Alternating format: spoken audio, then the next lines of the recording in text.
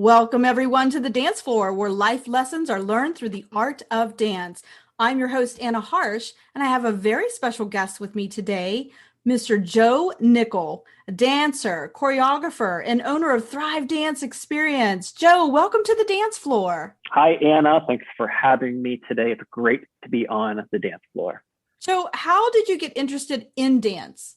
Oh, man. How much time do we No. have? Were you really young when you started classes, or were you like a high school or college student? Like, when did the bug bite you? I got bit very young, and I was a high energy young boy. And it's the quick story is I was jumping around on my parents' furniture and flipping over it, and in their eyes, ruining it. Meanwhile, I thought I was training for the Olympics. And they said, okay, enough flipping around in the living room. We got to give you a place to put this energy. And they put me into gymnastics first. So I started with more acro gymnastic stuff, which was wonderful. And then my older sister was training in dance, and I was like sneaking into the back of the dance room, trying to mimic the other dancers. And eventually the dance teacher came out and told my parents, like, hey, just put him in class. So I started at a very young age. Wow. Yeah. Same here. I started, I think, coming right out of the womb of just moving and grooving. And then, as we were talking right before the podcast, I come from an Italian family. So we're always singing and dancing. That wasn't a new thing to me. That was an everyday cultural thing. So it was a no-brainer for my mom to be like, yeah, let's take her to a studio. And so I did the ballet, jazz, and tap for, 400,000 years, and then went on to a little bit of a ballet company in high school and did the Nutcracker band, did all that. And then throughout college, graduated with my dance degree and started my dance company. And I know that's something we sort of have in common. You started Thrive Dance Experience. How did you get Yep. involved with that? What are we learning from Thrive Dance Experience? Yeah, something I'm extremely passionate about and grateful every day that I have a team of people that are just as passionate to try to push our mission forward. So I started it, and it was an idea for many, many years, but I finally pulled the trigger and launched it in 2019. And it's launched as a dance convention first, but what Thrive Dance Experience, and we called it that for a reason. Thrive because obviously that's the goal, and to inspire that. And then dance obviously is what we're doing. And experience is vague, and it's vague for a reason. And we call it an experience because it allowed us to launch many programs, endless amount of programs and opportunity for people that are training and passionate about dance. So we first launched our dance conventions, which right now are in the fall going into the early winter every year. So it kind of has its own season. They're one-day dance conventions, and there's a bunch of dance convention companies out there, and they're wonderful. And they're the ones that have been around for a while, or even new ones, is what has inspired me. I mean, I remember attending them as a young dancer, a student, and even more as a dance educator, being a fly on the wall. I love watching really good dance instructors instruct class and educate. And it's helped me grow my passion. It helped me grow my love for this art that we call dance.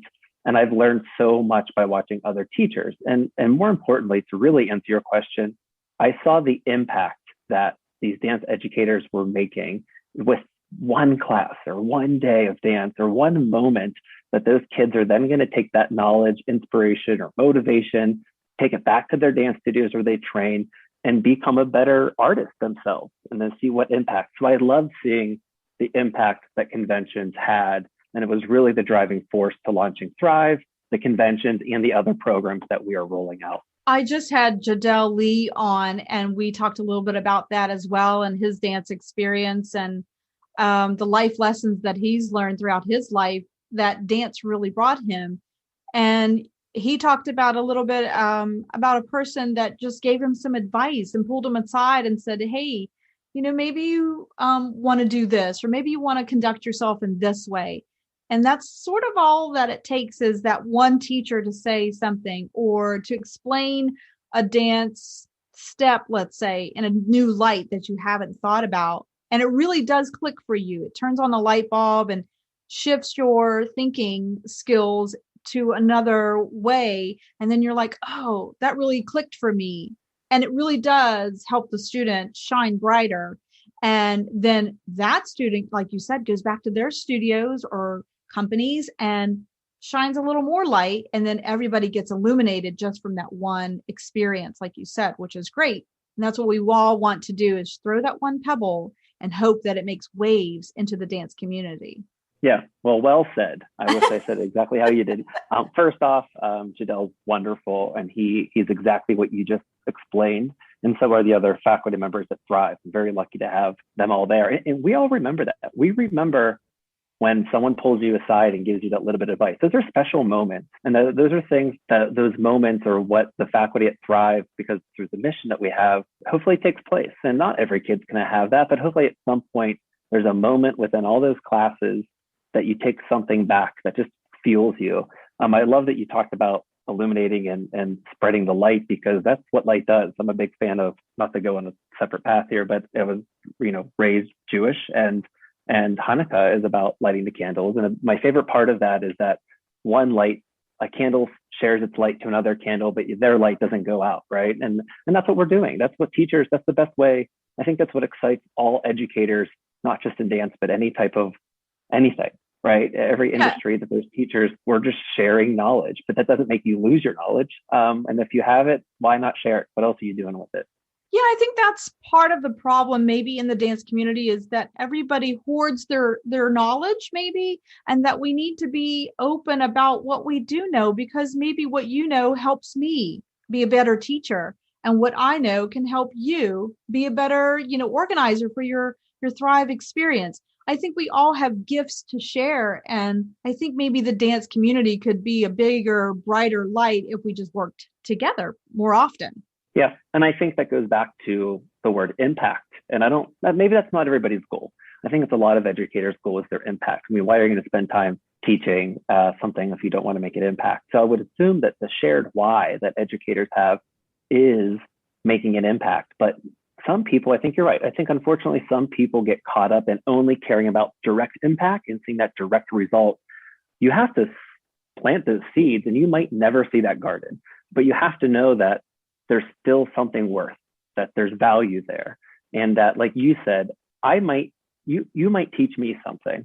And I might go on and teach that lesson to multiple kids. And you, Anna, won't see that impact on those kids, but you just have to know that it's there.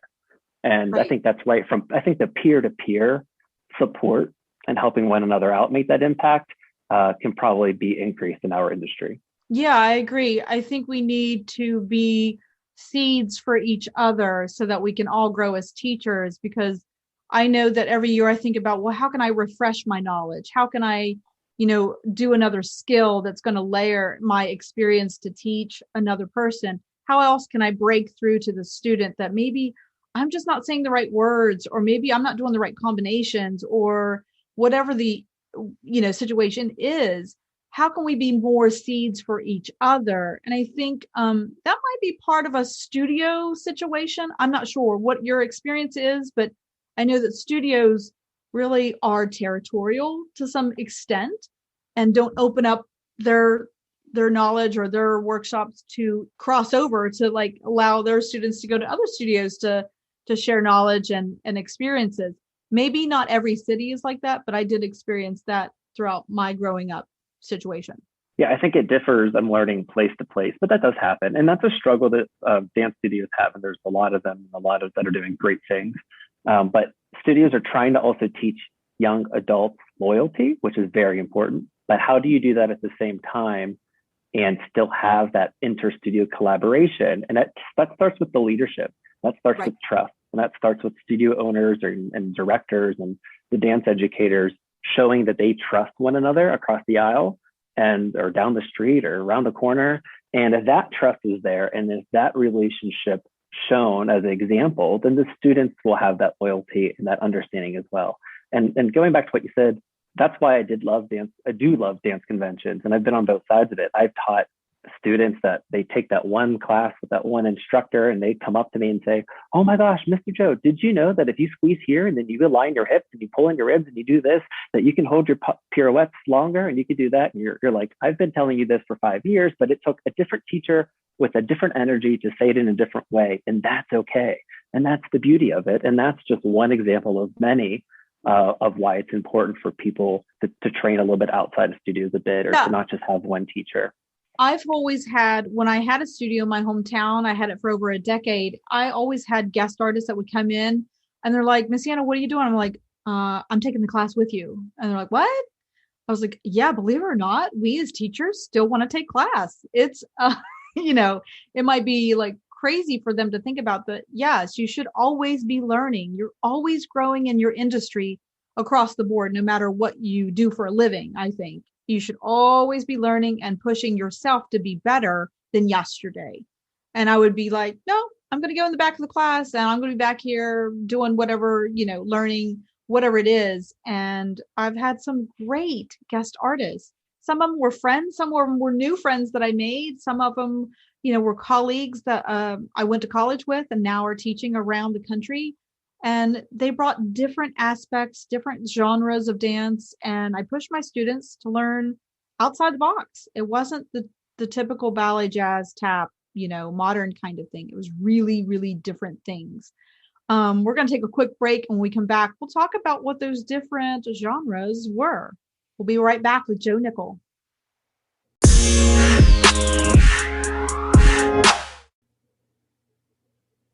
Welcome back, everybody. We're here with Mr. Joe Nickel. He is a dancer, choreographer, and the owner of Thrive Dance Experience. Joe, I know we were talking about before we started the podcast, we were talking about cultural dance or folk dance and what that brings to the dance community and what we can learn from it. What has your experience been with any kind of partner dance or cultural dance? Well, great question. And I do think this is extremely, extremely important. And I know it's up your alley as well. You're very knowledgeable on this subject. So I'm excited and honored to be talking with you with it. So I was lucky enough, I said I was raised Jewish, and we do have cultural dances, and everything from Hava Nagila and whatnot, from celebration dances, and there's more.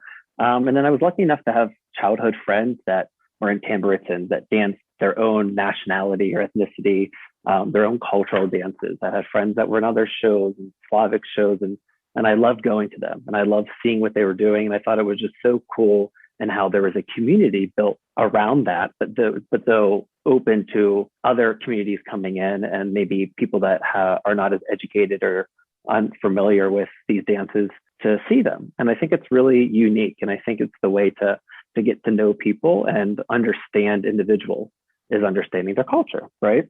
So I think it's important. I think obviously there's been a huge conversation about increasing diversity and how to do so. And I know this could be a whole series of podcasts, and it should be.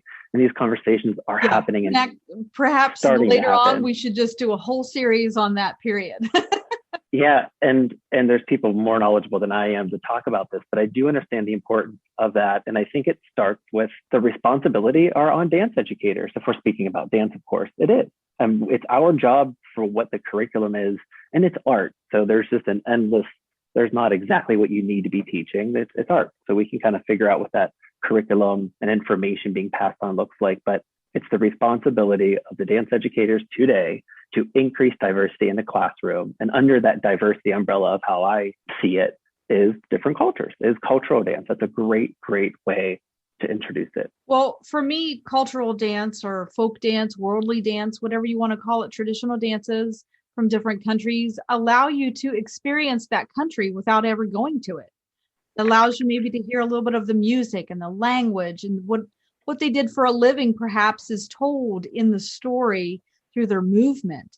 And it creates a community. There's a lot of folk dances that start in a circle for a reason, because it shows community. It shows that we are one and that we need one another. And some of the dances even hold hands to show that link, that we are all linked together as people, as humans. And we all experience the same thing. We experience war, love, hate, beauty, exuberance or joy. And all of those dances are about those sacred moments in our lives. And I think if dancers understood that more often, they'd be like, oh, well, that's why they do that weird kick, or that's why they do those weird turns, or their arms go up differently than a ballet class or a modern class. Or maybe if we connect those genres, wouldn't that be a cool mix That's what Allegro Dance Company does. Not only traditional dances from Italy that I've researched, but we cross connect our genres. Like I might combine, a hip hop piece of choreography with a tarantella because unbeknownst to most dancers, some of it has the same beat, that single, double, single, single, double, single that we usually see. A lot of that is in some of the tarantellas that I've learned. I'm like, oh, that's the same beat. Oh, this might connect to another country. Oh, this might connect to another genre because it connects to another country. So I think if more dancers got interested in maybe taking one or two classes from, and they can pick what country, they're all interesting. I've taken a lot of different world dance classes from flamenco dance to tango and salsa to sword dancing from, Scotland to Irish jig dancing, so I'm interested because I want to know their stories. I want to know what it's like to live in Ireland or Australia or wherever. I'm interested because I just like dabbling in languages. I like seeing different kinds of movement. I think that could be interesting if more universities and studios contact people like myself or yourself to teach something different in their studio spaces. Yeah, and I think you hit the nail on the head with cultural dance teaches intention and purpose in the movement, therefore making it more meaningful. And I think that's lacking a lot of some of the art and performances I've been seeing, not all of it, but there's always room for improvement, right? It's an opportunity. And I think the opportunity lies with getting more educated in cultural dances, because I think I would argue that the common denominator in a lot of these cultural dances for where they come from, of the things you mentioned, if it's love, if it's war, if it's prayer, if it's sorrow, if it's grieving, if it's celebration, if it's any of those things and more, there's intention, there's purpose, and it's not lost, which just makes that experience meaningful. And if we should be adding more of that, we should maybe be starting there. And I think though there's inspiration there that listeners, you couldn't see it, but Anna put a big smile on her face when I said we should be starting there. But I think the more we get educated, and this goes back to what you did, the great example you had with your students is you took a dance class with them. You showed I'm still learning. And we learn for a few reasons. Yes, to increase knowledge, but as dance educators, we learn how to get better, how to understand what the students are learning, or how they learn, I should say. So that's going to make us a better teacher, sitting back into the student's point of view and then taking a class. Yeah, we should want to know the knowledge that they received so that I can build upon it. Maybe that's a foundation or a stepping stone that I can step off of for next week's lesson. Oh, remember when Susie Q came in and she taught us this? Okay, let's build off of that. Let's talk about that some more. What did that teach us? How did you feel when you danced that way? I know a few years ago, I brought in a teacher from Pittsburgh, and she taught us dances from India. She taught us traditional dances, and she taught us Bollywood dances. And my dancers were like, what is happening to my body? This is kind of challenging. I was like, yep. And the footwork was similar to what we did for our Italian dances. And so we traded. She's like, well, will you show me one of yours? I was like, oh my gosh, we would love to. So they got a chance to show her what we were working on. And she was just so overwhelmed with, oh my gosh, look at the similarities. I was like, how about that? How about those similarities? Ding, ding, ding. Hand motions and the arms and the feet, the fast allegro, movements in the feet.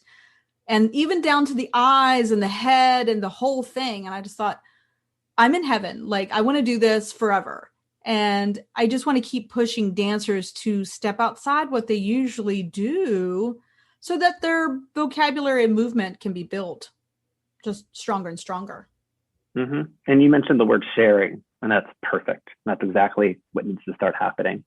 So let's talk about, I think, I'm a big person that if we already identified a problem or an opportunity, I don't want to say problem, but an opportunity of growth in our industry. But I also don't like when people mention problems, because you and I aren't complainers and we're solution fixers. We're trying to get a solution. Yeah. Why do you think there is a lack of knowledge of more understanding of cultural dances? And I know before you mentioned that, it can be called international dance or cultural dance or world dance or folk dance. It has different names, but sure. Why do you think there's that issue right now? I think because most dancers or maybe most instructors are kind of categorizing this as, oh, that's a secondary class you should take. That ballet, jazz, and modern should be your main concerns, or your contemporary or lyrical.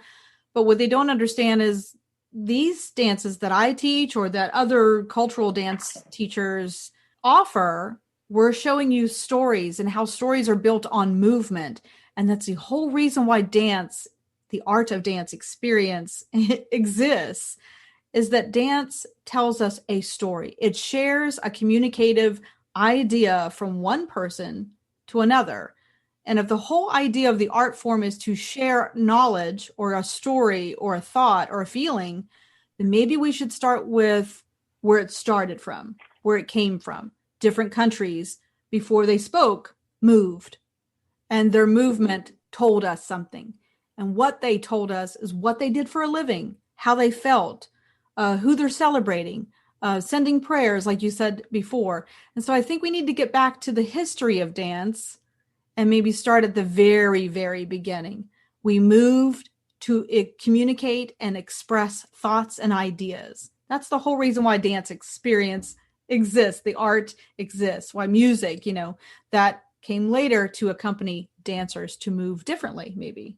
Yeah, I love that. And I think a great way that I know other peers of mine that have started to incorporate, I've had similar conversations. So how they've been incorporating it is, some of these studios, I think we just need to, and I'm guilty of it as well, we need to slow down. We can take a break from plies and tendus for half of a class. We can take a break from doing an across the floor or a progression, or squeezing in one more contemporary combination, or practicing turns that you'll never do in your professional life. Ever. All those things. But because, where does there more meaning? And we go back to the word impact. So I think an easy way is that people would say, hey, we're watching a video today. So many, more than any other year, have dance studios increased their amount of technology in their studio space. We all needed to. And that's a great thing. That's a positive that came out of this crazy pandemic. I thought I was going to go a whole conversation without talking about it, but we just mentioned it for a good reason. So from that pandemic, we increased technology. So there's very less of an excuse why we can't, if there's not a projector screen or a TV, huddle around a laptop and find a video. Start with the styles of dance that you teach, right? Start there. You don't have to jump into cultural or different styles that you're not knowledgeable yet, but start with what you know. Bring up some videos, start showing some stylistic things, because I think you're right. I think when people dig deep enough into the histories of tap and of jazz and musical theater and ballet and whatnot and more, they're going to start digging. You eventually hit cultures, right? You hit culture. You're going to get there. If you dig deep enough, and sometimes you don't have to go back that far, you're going to learn why these styles, these, what we call, I'm doing quotation marks, viewers can't hear, see, primary styles of dance, which I know that's not really what they are, but how they're treated, have cultural history to them.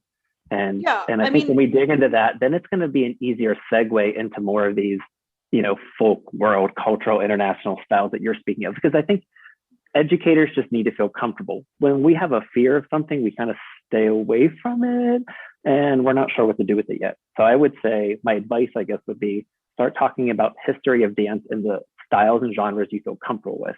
Then move to the styles. That might be a great way to introduce other styles as well, to kind of pivot. Well, it boggles my mind all of the time, because ballet terminology is in French. Music terminology is in Italian.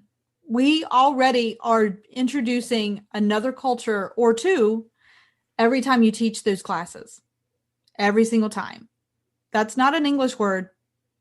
Plie is not an English word. It means to bend in French. So maybe by starting with, let's just start with those cultures. Let's start with French culture and Italian culture, and how did ballet get started? That introduces easily your dance history. And then maybe you can stem off of that little family tree into, well, wonder what their cultural dances look like.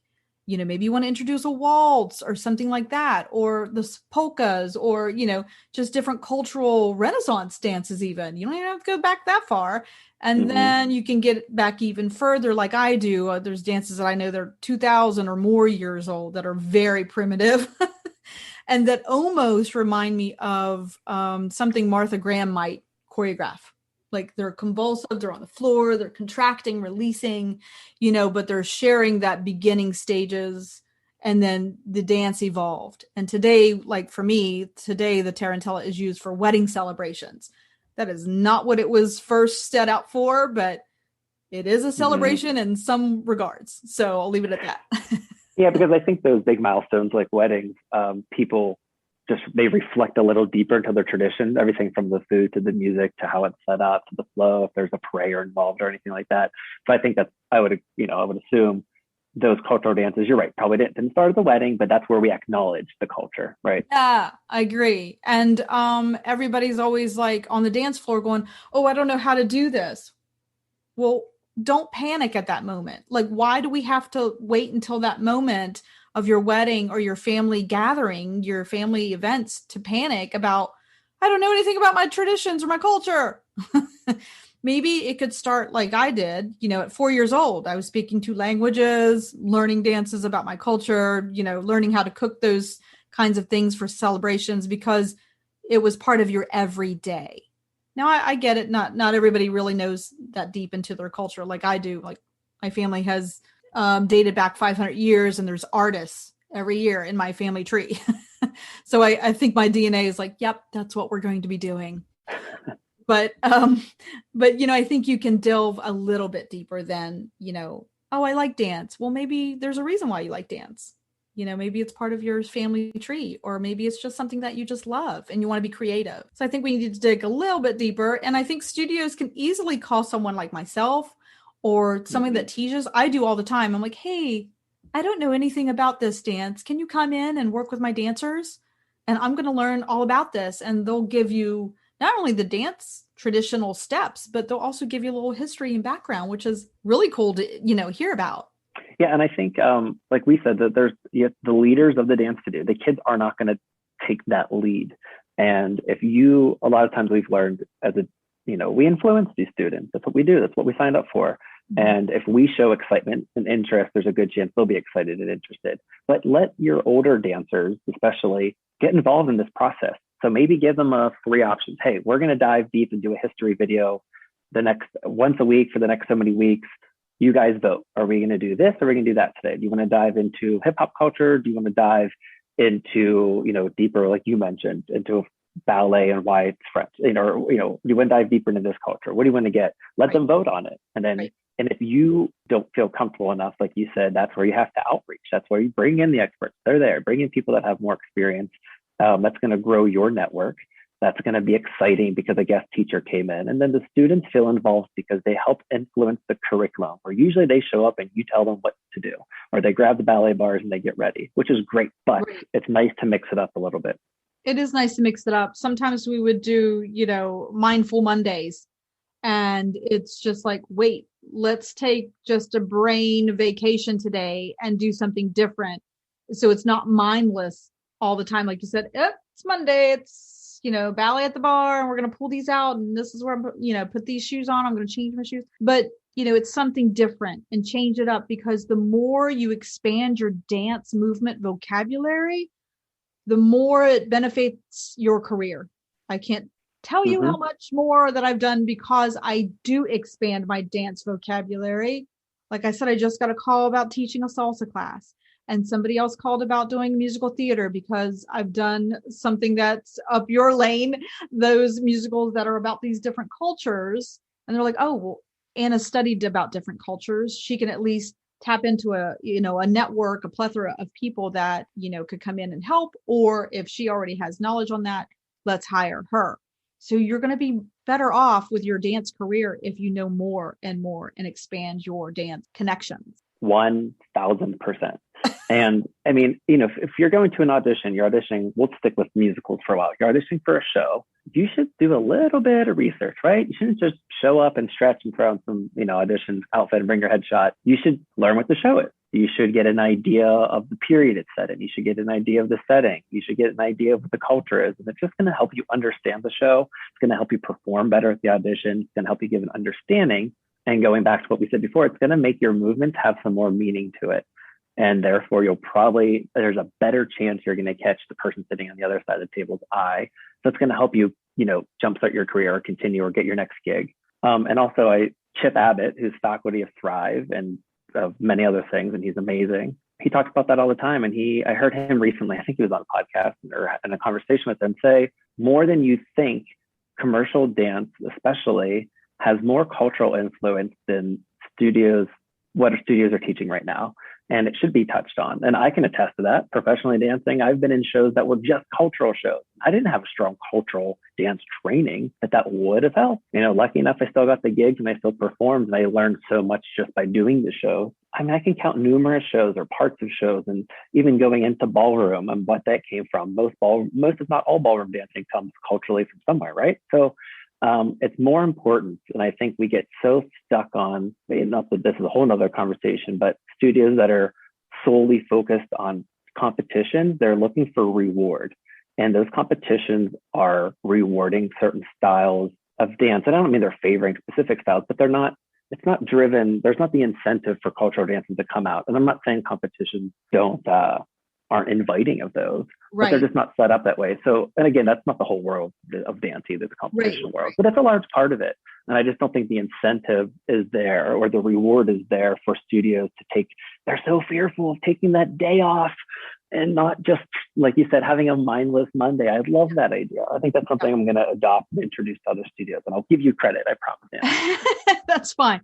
Yeah, because I always incorporated, yoga or meditation or, a guest artist as much as my budget could allow. Be like, hey, we don't have a big budget, but will you please, please, please come in and teach for an hour about, one of your basic traditional steps or your basic traditional dances that you could just share with us and tell us why it's important. And like you said, working with a partner, that's a whole nother ball game. And when you do study cultural dance or folk dances, you are forced to work with another person. And how many times in life do we, I don't know, work with another person? It's going to be daily. No matter what you do for a living, you're always going to have to work with a partner and have that give and take, a leader and a follower. And that's always going to be incorporated in those traditional dances. It's one of the life lessons that I've learned. It's like there's a leader and there's a follower, but you always are a part of a community, and it always either starts in a circle or ends up in a line.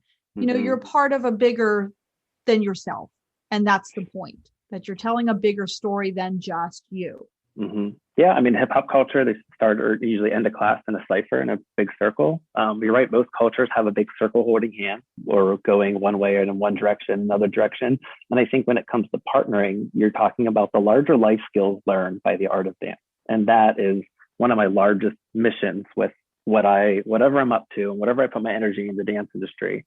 I think it's I love it when people are focusing on the larger life lessons, because that is coordination. And the word coordination, I think, is so important in everything we do in life. And obviously, we need body coordination in dance, but there's coordination between partners or a group of people. And that's really what builds community. And even outside of the dance industry, life is about coordinating, right? There's the leaders and the followers, and how do you coordinate with one another? And especially in dance, and when you're freestyling and partnering, which is beautiful, you're not talking a lot, if at all. And you just have to kind of feel it out. You have to coordinate. You have to read one another's minds. And that's the beauty of the movement. And that takes understanding one another.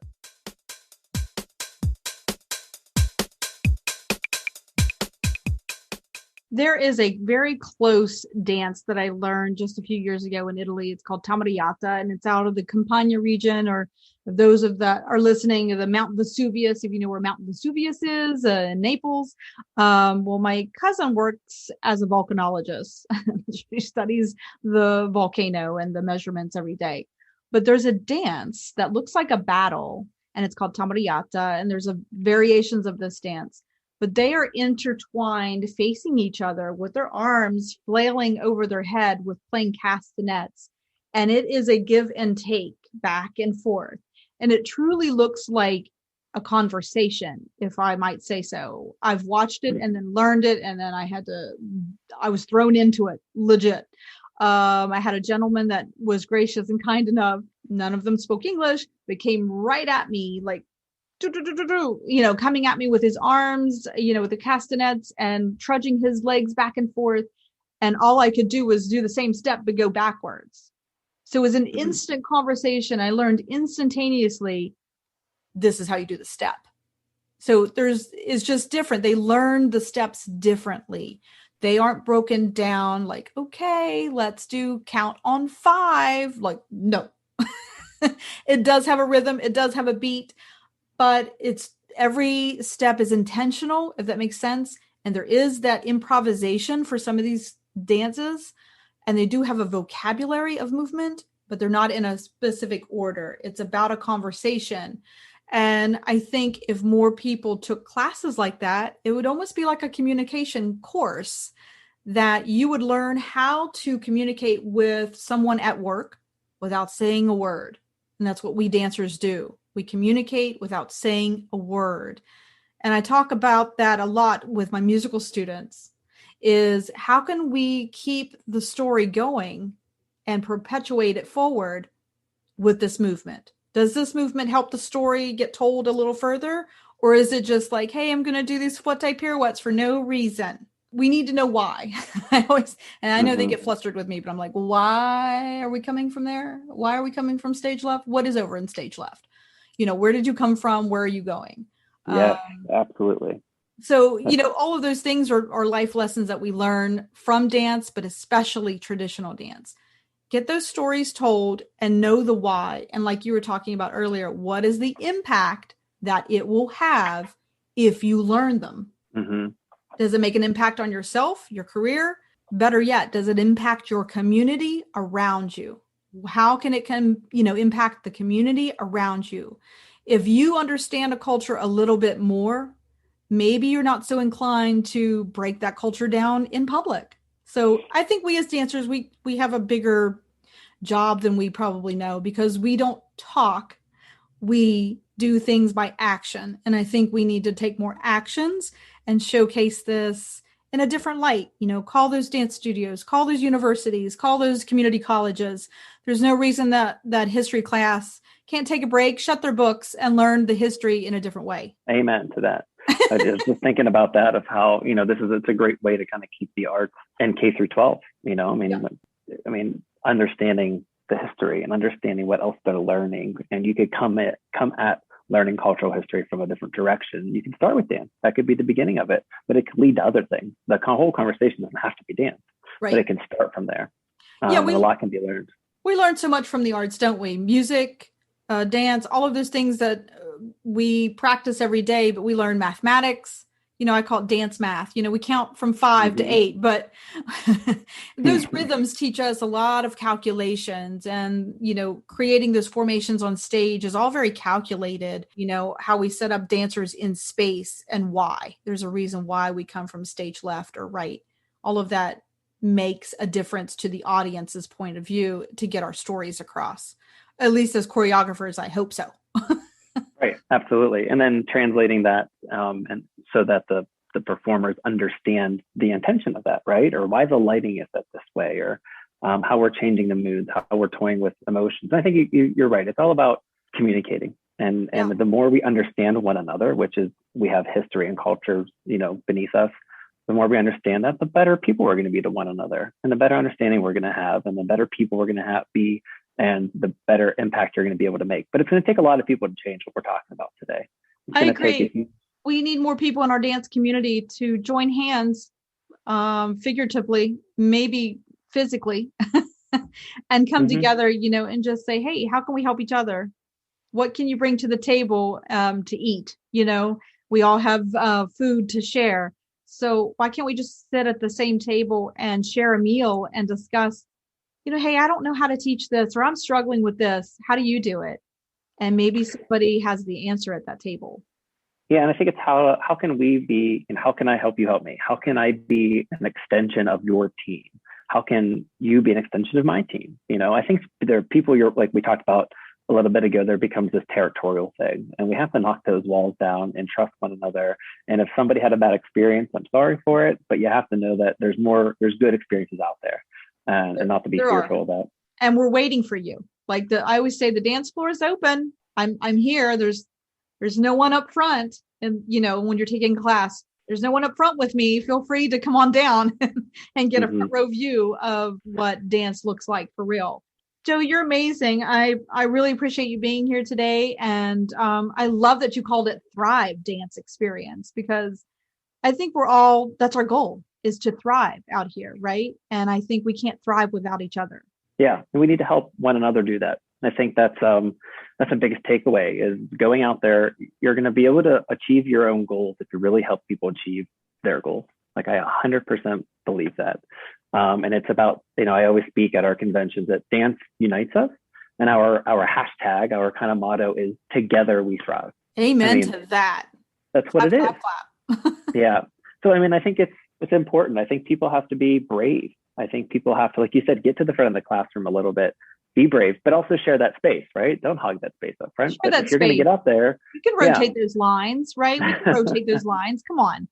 I don't always like to be up front, but I've learned that I learn more up front and I have to be brave and confident.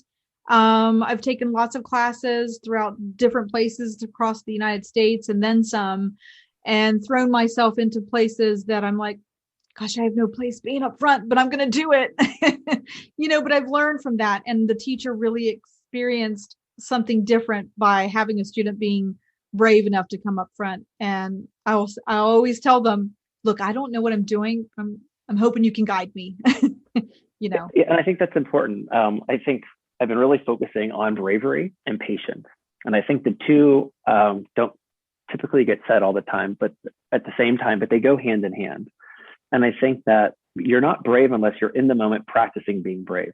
Because we're not always brave. There's moments of bravery. So we have to keep practicing bravery to experience it and to be it. And, where does that come from? That comes from being stronger and maybe you need the confidence to do so. But we have a fear. So being brave means there was a fear. And being brave means I'm going to still do whatever I want to do, regardless of this fear I have. And that's going to lead to growth, right? And then growth can help lead us to helping one another and to then, thriving. And but it takes patience too. And so I think if you can be brave as much as you can be, but also be patient because dance, especially like most arts, not all art, takes patience to see the garden of the seeds that we're planting. It takes, I say, tell my young dancers, professional dancers are still warming up doing pliés. Our pliés can still get a little bit deeper. We can still get a little bit stronger. We still have this foundation. So be patient with seeing your growth, but you have to be brave if you wanna grow and reach your goals. Absolutely. Be humble, everyone. Dancers keep learning out there. Listen to what Joe's advice was. And Joe, where can we get a hold of you? Where can we experience this Thrive Dance experience? Wonderful. I'm all up for a good old plug. I appreciate it. And thank you before I go into that for the platform to have this conversation today. www.thrivedanceexperience.com is our website. All information can be on there. You can email us directly from that website. We're on Facebook, just search Thrive Dance Experience, and we're on good old Instagram at Thrive Dance Experience. So Thrive Dance Experience, you'll find us. And that's for what ages is the Thrive for? Great. So yeah, we start our conventions as young as 6 years old, all the way through adults. So we break them down into age groups where they're best learning together. And then we also have classes in our in-person workshops. We do teacher experiences as well. So we have a whole schedule just for dance educators, which I think is very important. And it's not just, it's a little mix of combinations, but also just sit down discussions led by our faculty, kind of just talking and having these, like you said, having these chats. And we also, which I'm extremely proud of, and was a success the first couple of years, we do a parent coffee talk. And we invite the parents in because usually the parents are like, drop them off at the door, go hide in the corner. Thanks for your money. But we do a whole session where we bring the parents in and some of the faculty and myself, we sit down, we have coffee, we have pastries, and we just talk. We kind of want to know their point of view as a dance parent. I don't like this, a parent of a dancer, I like to say. And because that's what they are. They're a parent of a dancer. And I did learn that from somebody and I like that term. And I love that conversation as well. It gets us to understand. I mean, parents are obviously the largest influencer of these dancers. And me as a dance educator, I care so much about their child and their growth as a dancer, then the more I understand them and where they come from, the better I can do. So I love that open conversation we have with parents of dancers. That's excellent. That's excellent. All right, everyone, you need to get registered for this because I think it's starting pretty soon this fall, correct? That's right. Yeah, registration will open for our fall conventions the first week of August. So follow our page or sign up for email blasts that we send out, or just follow us on Instagram or social media, and you'll get notifications of when registration is open. All right, everyone, we need to thrive together. So go to thrivedanceexperience.com and meet up with Joe. Listen to what his advice is and his faculty that I've seen.